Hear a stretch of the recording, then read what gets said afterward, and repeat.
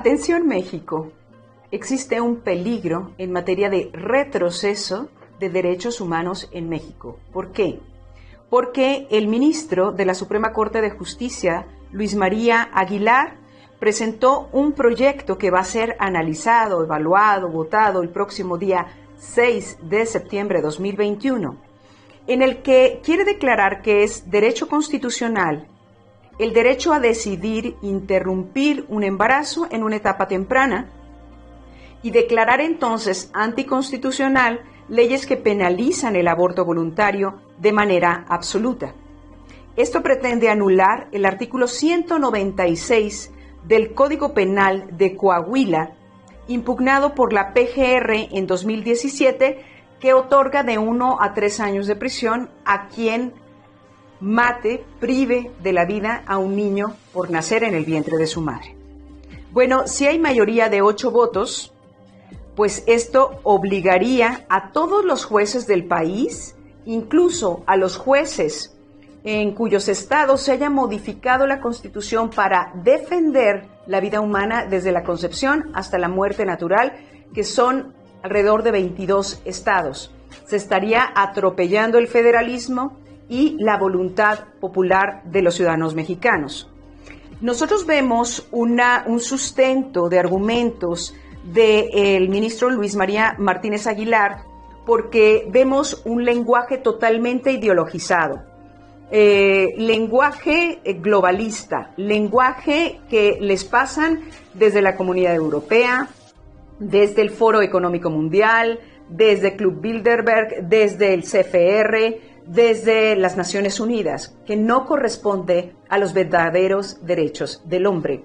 Por ejemplo, utiliza estereotipos, libertad reproductiva, interrupción del embarazo, no abortar es contra la igualdad, instrumentos de gestación, violencia de género, etc. Él dice, no corresponde al Estado evaluar ni decidir las condiciones para interrumpir un embarazo. Ya sabemos que un embarazo no se puede interrumpir porque no se puede reanudar. Matas a una criatura en el vientre de su madre. Ya que pertenece, dice el ministro, a la intimidad de la mujer esta decisión. Yo me pregunto, ¿corresponde entonces a la intimidad de un grupo de sicarios o de delincuentes el privar de la vida o no privar de la vida a sus víctimas? Porque, ministro, usted pone en positivo el derecho a decidir, pero ¿derecho a decidir qué? Derecho a decidir no es siempre bueno. Se puede tener el derecho a decidir caerse, cortarse, suicidarse, matar, envenenar. Usted dice que corresponde a estas condiciones que podrían ser económicas. ¿Se puede matar a un hijo por una condición económica adversa, psicológica o médica? A las mujeres que están en una situación muy grave de salud emocional, se le cuidan sus niños mientras ella se pone mejor, se le ayuda a estar mejor. Continúa, la constitucionalización del derecho a decidir permite sostener que no tiene cabida dentro de la doctrina jurisprudencial un escenario donde la mujer no pueda plantearse el dilema si continuar o interrumpir un embarazo. En esto estamos totalmente de acuerdo, ministro. La doctrina jurisprudencial no puede decidir cuándo inicia la vida y cuándo debe de terminar. No puede decidir sobre la vida de otros. Y dice acá que, continúa diciendo, que se debe de poder interrumpir, cosa que ya dijimos, que no se apega a la ciencia, no se apega a verdad, por un corto periodo de tiempo al inicio de la gestación. O sea, al inicio de la gestación no hay vida humana para él, no hay ningún sujeto de derecho y se puede matar. Sin embargo, más adelante nos dice que ellos no pueden determinar cuándo se origina la vida.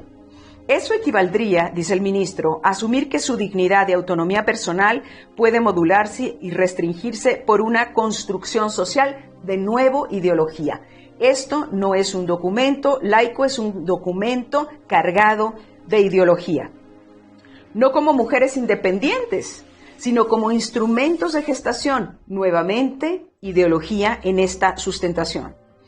Es una lesión de origen a su integridad emocional. Y yo digo, no es una lesión de origen tremenda, que al inicio de la vida de un ciudadano mexicano pueda entrar a destruírsele, cuando es un pequeñísimo periodo momentáneo, totalmente momentáneo y pasajero, el estar dentro del vientre de una madre y ser recibido por un país civilizado, un país donde siempre se han respetado los derechos humanos? Bueno, dice que en 2008, con 8 votos a favor, este es un artículo de Reforma del señor Fuentes, del periodista Fuentes, se equivoca, fue en 2007 cuando 8 votos a favor y 3 en contra, se avaló la despenalización del aborto, del crimen del aborto en la Ciudad de México, que se ha convertido en la ciudad de la muerte. Con casi 300,000 niños y niñas mexicanos que iban a venir a aportar su creatividad, sus dones, sus virtudes a esta nación y que iban a ser padres y madres. Y les quiero recordar que ya nos está reponiendo padre y madre en México según INEGI 2020.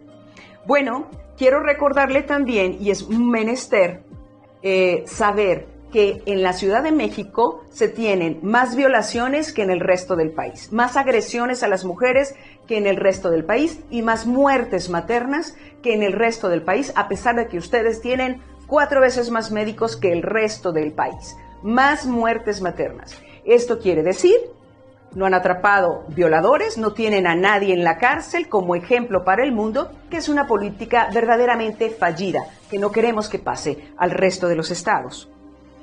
Continúa él en la argumentación diciendo, la penalización es en contra de la igualdad de género.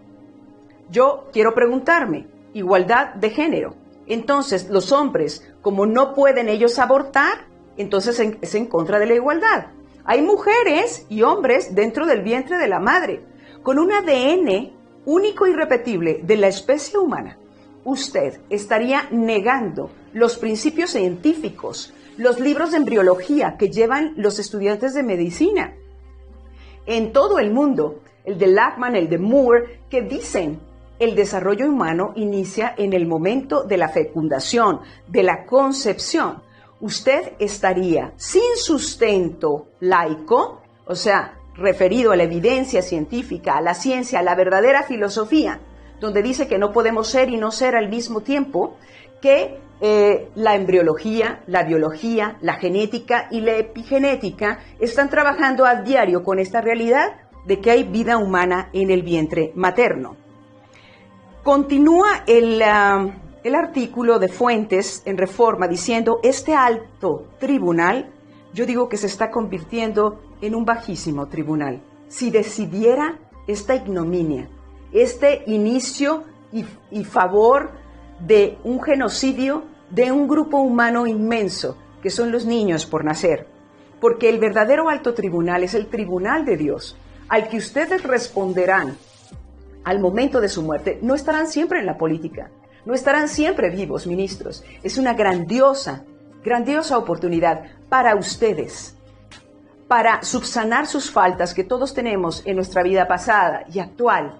Decir, yo voté conforme a la voluntad de Dios, conforme a los derechos humanos. No inicié un genocidio con mi aval.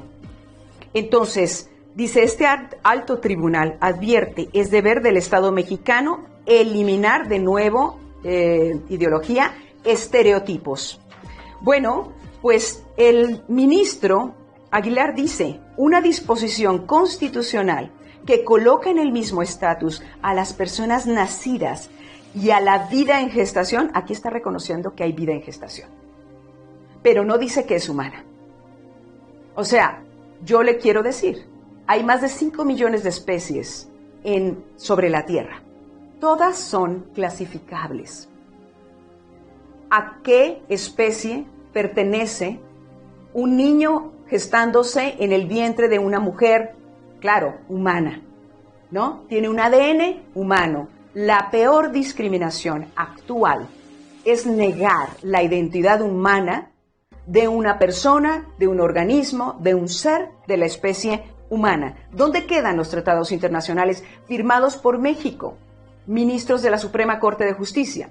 Como la Carta de los Derechos del Niño, la convención que dice que se le deben de proporcionar cuidados prenatales tanto a la madre como al hijo.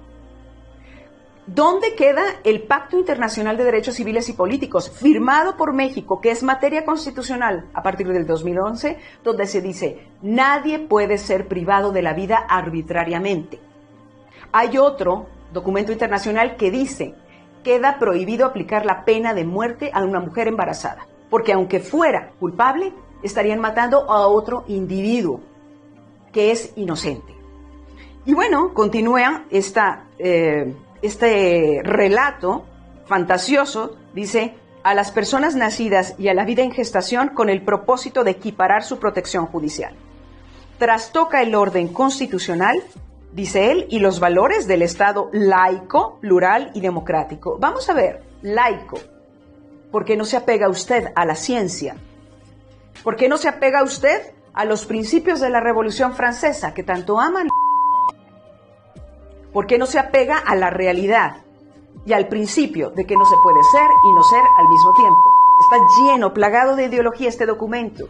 Este documento que es idéntico a lo que les hacen circular desde el poder globalista a todos los jueces, a todos los diputados y a todos los gobiernos.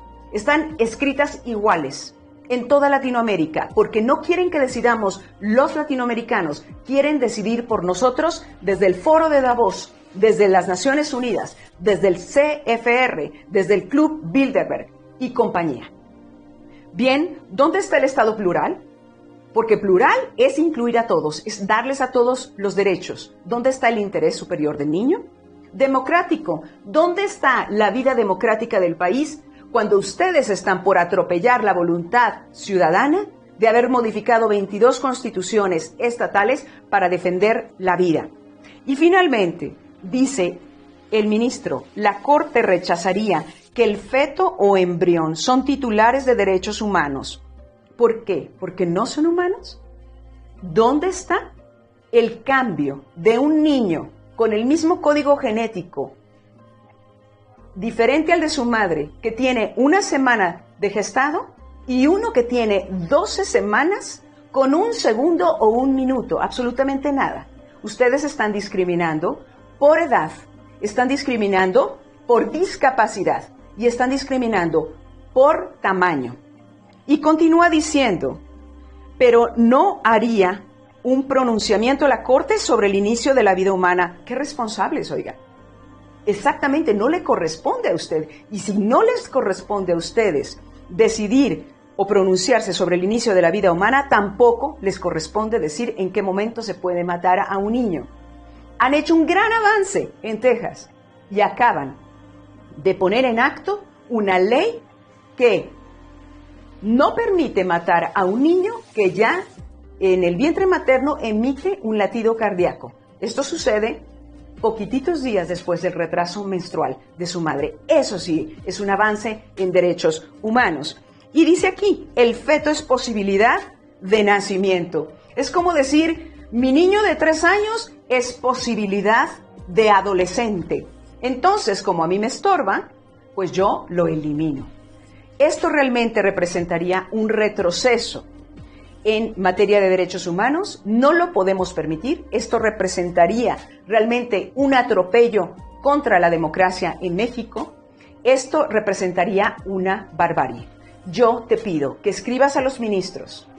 Yo te pido, ministro, que tú que eres bautizado, estés viendo hacia la vida eterna, porque tú no eres eterno aquí. Tú vas a dejar de ser ministro, vas a dejar de estar vivo y vas a presentarte delante de Dios. Así que bueno, aquellos empresarios que están haciendo negocio con este gobierno, y negocios fuertes, son ustedes los que en este momento pueden negociar y defender la vida de los niños por nacer. Ustedes fueron protegidos por los ministros de entonces, del momento en el que ustedes nacieron y fueron gestados, por el gobierno que estaba en turno. Fueron defendidos por sus padres y por sus madres. ¿Qué queremos para México? Queremos que México esté vivo. Así es que participa, pronúnciate y sé verdaderamente patriota. Muchas gracias.